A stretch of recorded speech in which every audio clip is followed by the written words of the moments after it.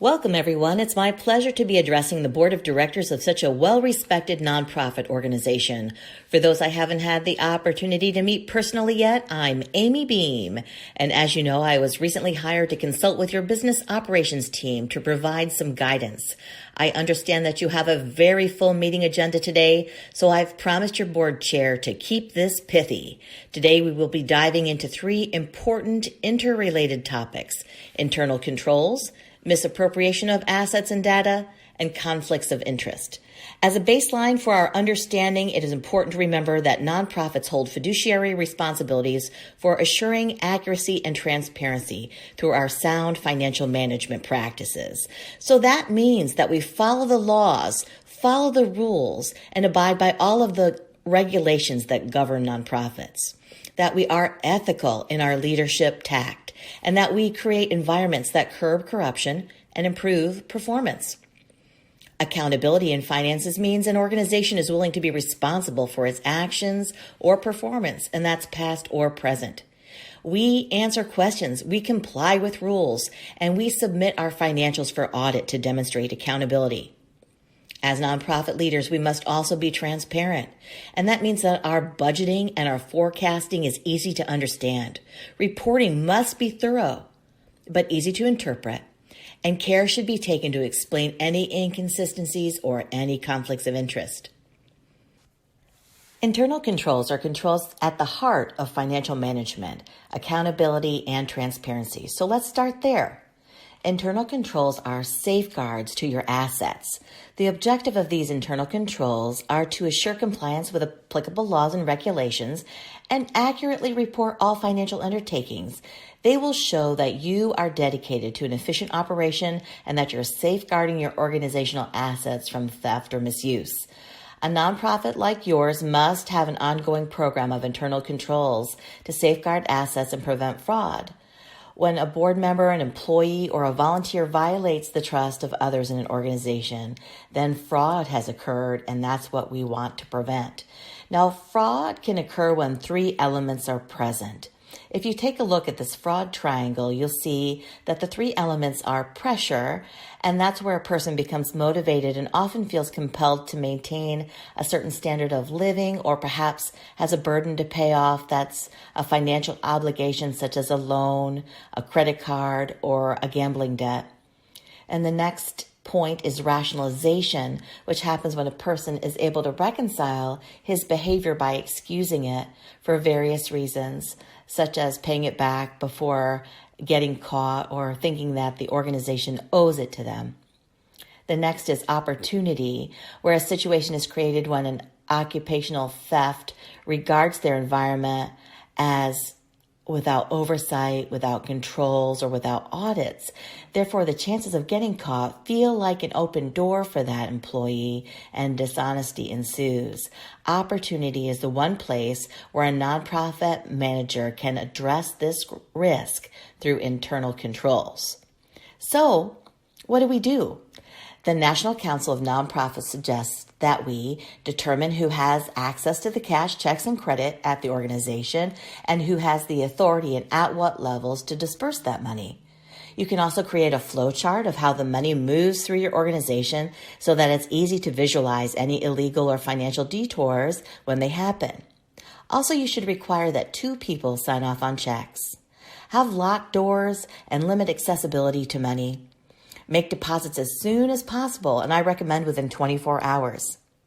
Also, separate duties. The person who logs in money, for example, should be different than the person who makes the deposits. The same person should not both prepare the payroll and also distribute or have custody of the payroll checks. And better still, use direct deposit or have payroll services. In addition to an external audit on a scheduled basis, schedule a periodic review to evaluate the list of vendors, and that will help you assure that they are all legitimate. Finally, employees or anyone handling money should be put through a background check before being hired and periodically throughout their employment. Next, let's talk about the misappropriation of assets. This often deals with current assets such as cash disbursement, payroll, and data. Frauds such as cash larceny, skimming, and billing schemes where a person might use false information to cover up the taking of their funds. Protections require diligent separation of duties as well as a very strong oversight of all of the assets that may be susceptible to risk. The internal controls for your cash and other assets, such as your marketable securities, need the highest level of control. The more people you have involved, the greater the chances someone with oversight can identify any inconsistencies. Now, beyond money, the theft of data is a growing problem. Stealing information that compromises privacy or obtains confidential information presents a huge risk to a nonprofit organization on multiple levels. So your internal controls must protect your data and your digital information, and that's absolutely crucial because you must protect your information from loss just like you protect your cash assets. So the question comes up, what do you do? In this type of situation, what you need to do is keep sensitive information, and that's both financial and personal, locked in a secure and restricted area. Require strong passwords and unique user IDs for all your employees. Back up your sensitive data, ensure against cyber attacks, and use protective antivirus software. And make sure to keep your computers updated, secure, and have an encrypted network.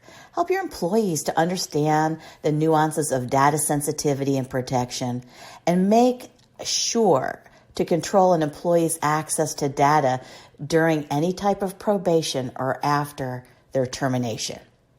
As we continue to discuss ways to keep your nonprofit safe, let's move into our discussion on conflicts of interest.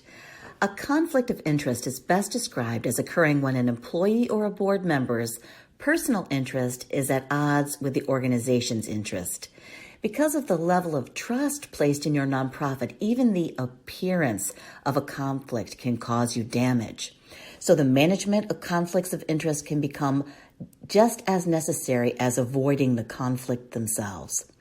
Note that a conflict of interest may not itself be illegal, but one of the best internal controls for circumventing any problem is to establish the exact nature of that conflict.